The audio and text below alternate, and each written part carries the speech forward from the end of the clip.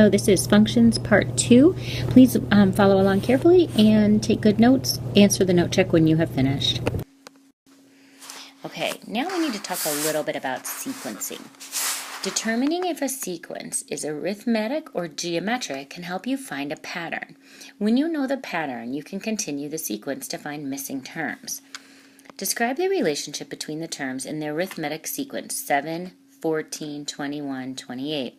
Then write the next three terms. Each term is found by adding 7 to the previous term. Continue the pattern to find the next three terms. So 28 plus 7 would be 35. 35 plus 7 is 42.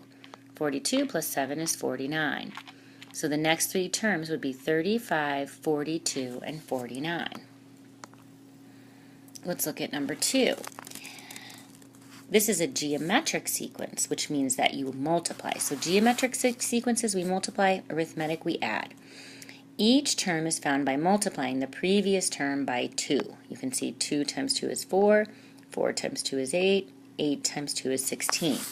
The next three terms would be 32, 64, and 128. Let's see if you can do these on your own. Press pause now and try to find the next three terms. Alright, let's check and see how you did. Okay, let's see how you did.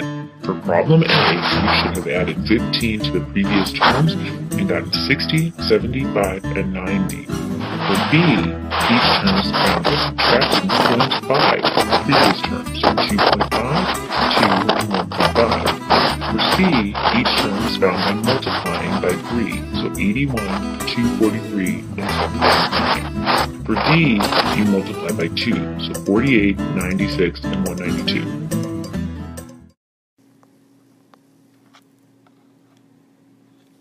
Okay, so I'm just going to go ahead and write the rules here so you know. This was minus 0.5, this was times 3, and this one was times 2. Sorry, it was a little staticky when Freddie was talking. Go ahead and go to your next page for a little more practice. Okay, what if we need to find a rule? A sequence can also be shown in a table. The table gives both the position of each term in the list and the value of the term. So, in this case, your position is 1, the term is 8, 2, 16, 3, 24, 4, 32. You can write an algebraic expression to describe a sequence. The value of each term can be described as a function of its position in the sequence. In the table above, the position can be considered the input, so that's your input right there. And this is your output. You can also always think input is X, output is Y. Okay, so let's use words and symbols to describe the value of each term as a function of its position. And then you find the value of the 10th term, it says. So they want the value of the 10th term. When they say that, that means you're going to put 10 here for n. So if your position is 1 and your value is 3, 2 and 6, 3 and 9, 4 and 12, and then if we had 10, what do you think that would be? Well, let's think about the rule, what's happening. The position is 1 and that's your input. You multiply by 3 to get 3.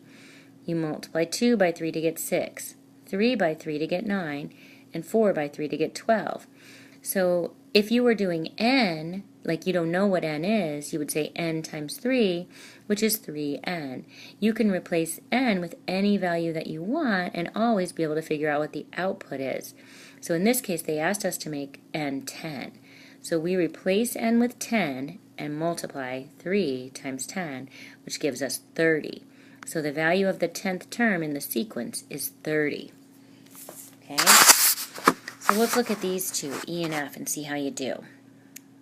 If the position is 2 and the value is 12, 3, 18, 4, 24, 5, 30, what do you think the rule is? Think about how you get from 5 to 30, etc.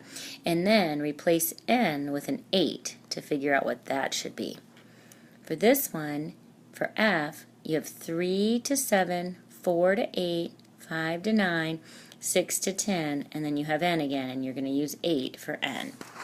See how you do. Press pause now, and then come back and check with Freddie for your answers. Okay, let's check and see how you did. Hey, hope you're still finding this stuff pretty easy. For E, it's 6 times the position gives you the value. So 6n, 6 times 8 is 48. For F, you're going to be adding 4 to the position. So the rule would be n plus 4, and 8 plus 4 is 12. Okay, if you didn't get those, please stop now and ask your teacher for a little bit more help. When you're ready, go ahead and go to the next page.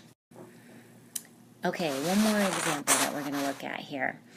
Okay, the table below shows the number of necklaces Ari can make based on the number of hours that she works. Write a function rule to find the number of necklaces she can make in X hours. So that means X is our input, the number of hours that we work. The number of necklaces that she can make are 5, 7, and 9. Okay, notice that the values 5, 7, and 9 increase by 2. So the rule includes 2x because we're going up by 2. If the rule were simply 2x, then the number of necklaces in 1 hour would be 2. But the value is 5, which is 3 more than 2x. So that means to test the rule, you need to use 2x plus 3. Use the guess and check to try to figure that out.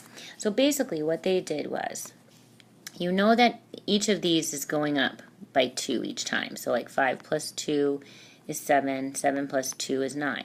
So that means that we're timesing the x value by 2, but then we have to add something to 2x to be able to get there. So 2 times 1 is 2, plus 3 is 5. So our rule is 2x plus 3. These are very challenging, just so you know, to try to come up with a rule. So you a lot of times really have to use your guess and check strategy. Okay? You'll be doing the guided practice in your C step, so feel free to just go right to the next page now. Okay, now, this time you're going to be taking functions and writing equations. You've been solving equations in this unit for quite a while, so this should be pretty easy for you. You can always use an equation to represent a function. So far we've used tables to represent functions, and we've used ordered pairs. The input, or independent variable, represents the x value. This is important to know. And the output, or the dependent variable, is represented by the y value. An equation expresses the dependent variable in terms of the independent variable. That means that you write your equations like y equals something x. There's something happening to x. That's how you write your equations. Okay, so look at example here. Write an equation to represent the function shown in the table. We have an input and an output. 1 and 9, 2 and 18, 3 and 27, 4 and 36, 5 and 45. You can tell that every single input is multiplied by 9 to get the output. So the value of y is equal to 9 times the value of x. So you would simply write y equals 9 times x. You always write your equations like that. Y equals something x. Let's take a look at these problems here. Write an equation to represent the function shown in the table. You have a table that shows 1 and 16, 2 and 32, 3 and 48, 4 and 64, and 5 and 80. See what's happening to x, and then write your equation in the form y equals something. When you're finished, please check your answer. All right, let's check your answer. For problem A, you should have had an equation that looks like this. Y equals 16x. You can also graph a function. If the graph is a line, the function is then called a linear equation. When graphing the function, the input is the x-coordinate and the output is the y-coordinate. We kind of already talked about that, and you always graph the x before the y. Go ahead and go to the next page. So let's look here. Let's graph an equation, or graph a function. Graph y equals 2x. So if you get something that says graph y equals 2x, you should make a table of ordered pairs. You select any 3 values for x, substitute these values for x to find y. So basically, if you are given this equation, you know that the rule is right here. So that goes here in your rule. Your y is your output and your x is your input. You can pick any 3 values you want for x. So I like to pick like 0, 1, and 2 because they're easy. They're simple numbers. So you plug those in and then you get your y. So in this case, 0 times 2 is 0. So your ordered pair is 0, 0, the x and the y. For 1, it would be 2 times 1, which is 2. So 1, 2 is your ordered pair. For 2 as an input, you get 2 times 2, which is 4, and 2, 4 is your ordered pair. When you graph it, you simply do 0, 0, 1, 2, and 2, 4. That's your graph, and it's a line, so that's a linear function. You go ahead and try B and C. Remember, you need to make a table. Okay, so you have your x, your rule, and your y. Okay, your rule is x plus 1. Over here you have the same thing. And this time it's 3x plus 2. You can pick anything you want for x, but I strongly encourage you to use 0, 1, and 2. And let's do, go ahead and do 0, 1, and 2 because then we can check your answers better. We all should have the same answer then. Okay? Press pause now and come back when you're ready. Okay, welcome back. This time I'm going to go ahead and give you the answers instead of Freddie just because he runs out of time sometimes. So here, if you do 0 plus 1, your output is 1. 1 plus 1 is 2. 2 plus 1 is 3. So your ordered pairs would be 0, 1, 1, 2, and 2, 3. To graph that, you simply go to 0, 1, which is right here, 1, 2, which is right here, and 2, 3, which is right here, and then there's your line. For C, if we use 0, we get 3 times 0, which is 0. 0 plus 2 is 2. 3 times 1 is 3, plus 2 is 5. 3 times 2 is 6, plus 2 is 8. So our ordered pairs are 0, 2, 1, 5, 2, 8. So we would graph it 0, 2, 1, 5. I have to go a little bit off my chart here. 2, 8 would be somewhere up here. And that would be our function, or our graph. Okay? Let's look at one more real-world example. Or maybe 2. Martino constructed the graph shown, which shows the height of his cactus after several years of growth. Make a function table for the input-output values. The 3 input values are 1, 2, and 3, because you see them right here, 1, 2, and 3. Those are the x values. The outputs you can see are 42, 44, and 46. Okay, so we plug them in there. So basically, we just took that right off of a graph.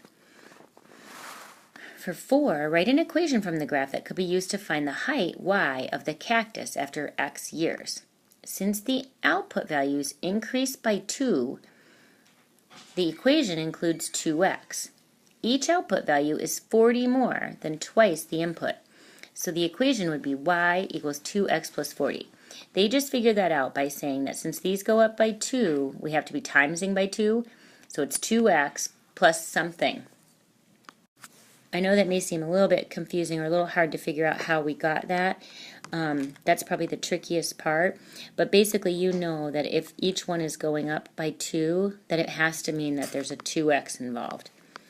And so once you know that, you have to do 2 times something and add 1 to it and get 42. So you figure 2 times 1 is 2 plus 40. Gives you 42. Okay, go ahead and go to your next page, please. Okay, let's see how you do. Look at this example. The graph shows the total amount y that you spend on books. You spend if you buy 1 book and X magazines. Make a function table for the input-output values. Write an equation from the graph that could be used to find the total amount y if you buy 1 book and X magazines. Okay, so here's your X as number of magazines, Your y is total amount. So let me help you get started. You first want to find what your x values are. Those are going to be here, wherever you have a blue dot. So I'm going to start with one of them for you. You know you have 1 is one of your x values. You can fill out the rest. Then your y values are going to be over here. Your first y value is 20. The ordered pair is 120. See if you can then figure out what the expression is in the equation. So what you need to figure out is, once you have your outputs, let's see here, your outputs are all going to be 20, 25, 30, and 35. That means they're going up by 5 every time. So it's 5 times x plus some other amount. So think about 5 times 1 is 5. 5 plus what equals 20, and that's going to be the rest of your equation. So you would start with y equals 5x plus some amount that you're going to figure out. When you think you've got it, come back and check your answer. Okay, let's check your answer. Hey there, Freddy's back. This stuff's getting a little bit tough, isn't it? For this question, you should have had inputs of 1, 2, 3, and 4, outputs of 20, 25, 30, and 35, and your equation would have been y equals 15 plus 5x. If you're struggling with this, please pause for a little bit more help.